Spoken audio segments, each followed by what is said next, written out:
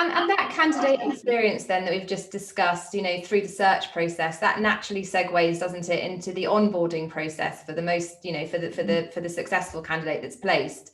Mm-hmm. Let's talk about that, because the onboarding process is really the first critical point that an organization has to maximize the engagement of that new recruit.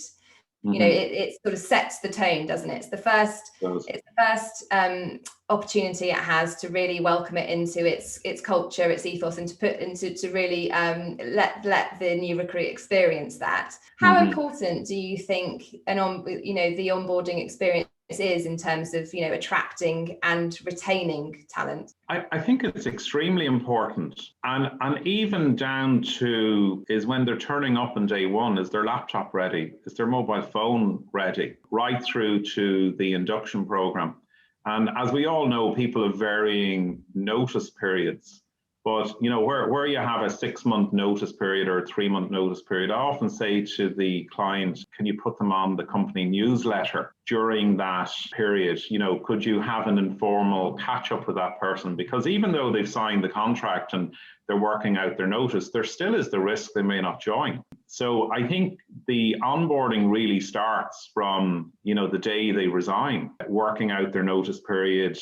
Can you include them on employee communications? Can you send them their induction program, or at least create it so that when they arrive into the business that there's a proper induction? Is there any pre-briefings you can give them in terms of the key issues that are happening in the organization, and what their priorities will be in the first 6 months? So there's lots of things around that, I think, in terms of onboarding that some people take for granted, and when it's taken for granted, it actually doesn't happen. We have this unique 6-month onboarding coaching program that we introduced to the market a number of years ago.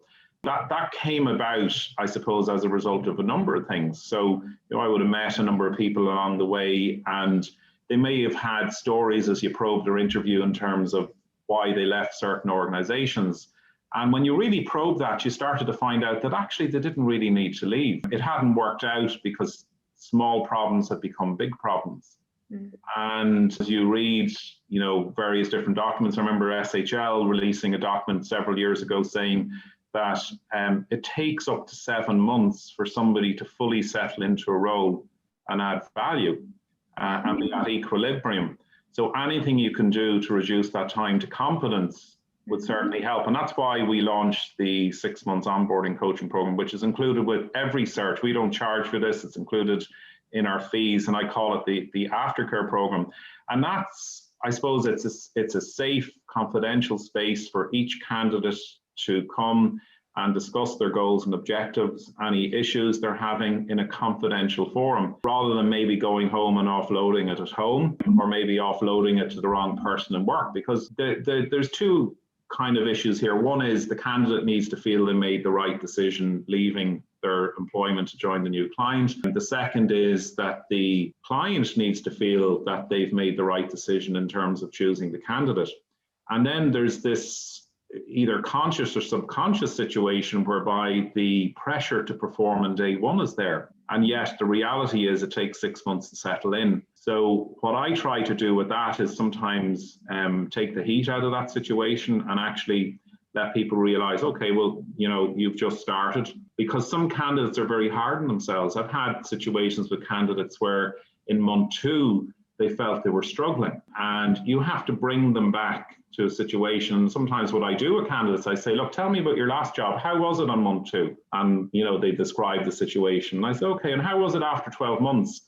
And they describe an extremely different situation. So I think the coaching program really helps that. It helps people not put themselves under pressure and realize that actually when you're week 8 in the organization, actually you're only 4 weeks after your induction program. I can safely say, hand on heart, that I have had situations with candidates who, if they hadn't had the coaching program, they probably wouldn't have stayed.